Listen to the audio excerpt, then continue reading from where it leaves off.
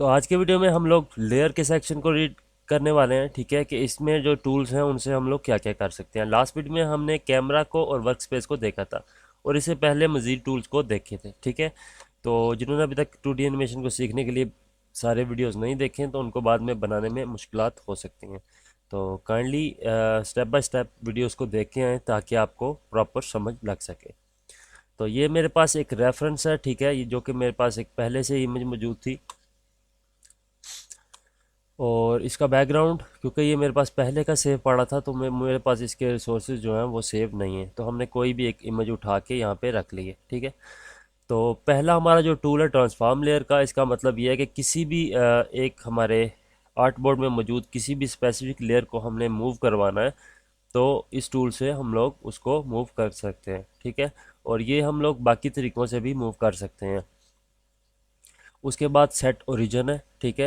ये किसी भी आपने कोई भी शेप है आपकी, उसका टारगेट पॉइंट जो है उसको मैं आपको यहाँ पे एक वेक्टर बनाते हैं हम लोग और यहाँ पे एक शेप बना लेता हूँ मैं।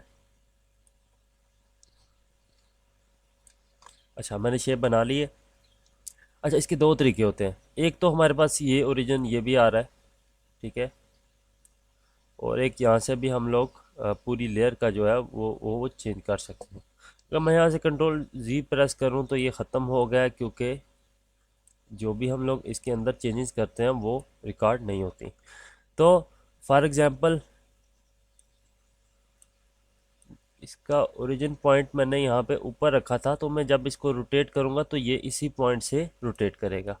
लेकिन अगर मैं इसके ओरिजिन को यहाँ से चेंज कर देता हूँ, सेंटर में रख देता हूँ, तो ये सेंटर से मूव होगी, ठीक है।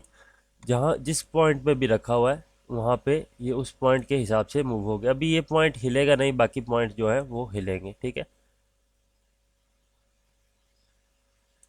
तो एक चीज़ ये भी होगी हमारे पास। उसके बाद हम लोग इसको डिलीट कर देते हैं और इसके बाद हमारे पास जो नेक्स्ट आता है फॉलो पाथ। ये अगर हमने किसी भी लेयर को जो है वो किसी भी पाथ को फॉलो करवाना है, ठीक है।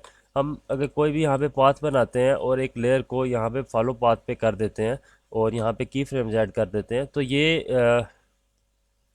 जो भी हमारी शेप होगी वो उस पाथ को जिस तरह भी हमने बनाया है, ठीक है, उसको फॉलो करती जाएगी। और ये हम लोग जैसे जैसे वीडियोस बनाते जाएंगे इन चीज़ों को मैं साथ साथ आपको एक्सप्लेन करता रहूँगा, ठीक है। आज का हमारा बेसिकली अभी स्टार्टिंग वाला क्योंकि उन लोगों के लिए है जिनको बिल्कुल भी नहीं पता, तो मैं सिर्फ इन चीज़ों के बारे में बता रहा हूँ कि ये किस किस काम हमारे आ सकती है, ठीक है। और इनको साथ में थोड़ा बहुत परफॉर्म करके भी बता रहा हूँ अभी, ताकि एक तो आपके लिए बहुत ज़्यादा कॉम्प्लिकेटेड ना हो, ताकि अगर मैं आपको यहीं पे समझाना शुरू कर दूं, और दूसरा ये वीडियोस काफ़ी ज़्यादा लंबे हो जाएंगे, ठीक है। तो ये जब स्पेसिफिकली हमारा उस नीड के हिसाब से जो भी ये टूल हमें चाहिए होगा या जो भी एक्शन हमें रिक्वायर्ड होगा तो वो हम उस एक्शन के हिसाब से इन चीज़ों को यूज़ करेंगे और बाद में देखेंगे। उसके बाद हमारा आता है लेयर, रोटेट लेयर।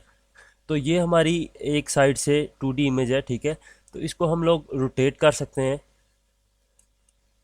और हमारा अभी सिलेक्शन जो है वो ये ऊपर वाले पॉइंट्स हुए हैं, ठीक है। इन पॉइंट्स को मैं क्या करता हूँ यहाँ से डिलीट कर देता हूँ और हम अपनी लेयर सुपरमैन पे आ जाते हैं और इसको मैं दिखाता हूँ आपको। अगर हम लोग इसे रोटेट करते हैं तो ये आप देख रहे हैं कि ये राउंड जो है वो घूम रहा है, ठीक है।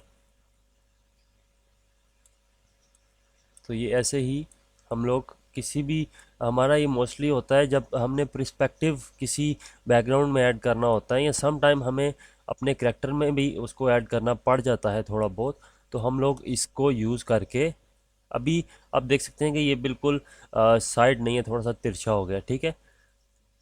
अगर मैं बिल्कुल इसे ऐसे करूँगा तो ये बिल्कुल फ्लैट दिखना शुरू हो जाएगा, ठीक है। तो इसको थोड़ा बहुत हम लोग यूज़ करके अपने करैक्टर में डेप्थ ऐड कर सकते हैं, ठीक है। भी पहले ऐसे था और इसके बाद हम लोग इसको थोड़ी साइड दे सकते हैं या कुछ यूज़ कर सकते हैं, ठीक है, जैसे भी हमारा सीन हो या जैसे भी हमें रिक्वायर्ड हो। वैसे मोस्टली ये मैं आपको रिकमेंड यही करूँगा कि इसे सिर्फ बैकग्राउंड को पर्सपेक्टिव देने के लिए ही यूज़ करें, वैसे इसे यूज़ ना करें। उसके बाद हमारे पास शेयर्ड लेयर्स आ जाता है, ठीक है। ये भी हमारी लेयर्स को ऊपर वाला हिस्सा इधर चला जाएगा और इधर वाला इधर चला जाएगा, ठीक है।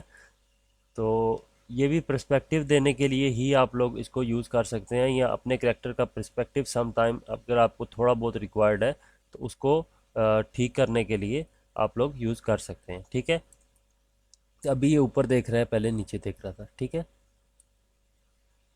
तो इसके साथ साथ आपका जो भी स्पेसिफिक पॉइंट होता है सिर्फ वही ख़राब नहीं, यानी कि अपनी पोजीशन पे नहीं जाता, बल्कि दूसरे पॉइंट्स जो कि आपने नहीं छेड़े होते वो भी चले जाते हैं, जो कि आप लोग बाद में जाके अगर आपने बॉन्ड्स ऐड की हुई हैं तो इनको ऊपर नीचे करके एडजस्ट कर सकते हैं, ठीक है। और इसके बाद हमारा आता है लेयर सिलेक्शन, और ये भी वही है कि अगर आपके पास एक से ज़्यादा लेयर्स हैं तो वो उनको सेलेक्ट कर लेगा, ठीक है। और हमें ये हम लोग मैनुअल दूसरे तरीके से भी कर सकते हैं, ठीक है। तो ये यहाँ पे आप देख रहे हैं कि ये मेरे पास कोई वेक्टर नहीं है, ये इमेजेस हैं, ठीक है। और इवन अगर मैं आपको Z यहाँ से प्रेस करूँ तो इसकी टांग भी एक ही है, ठीक है, दूसरी टांग भी नहीं है इसकी।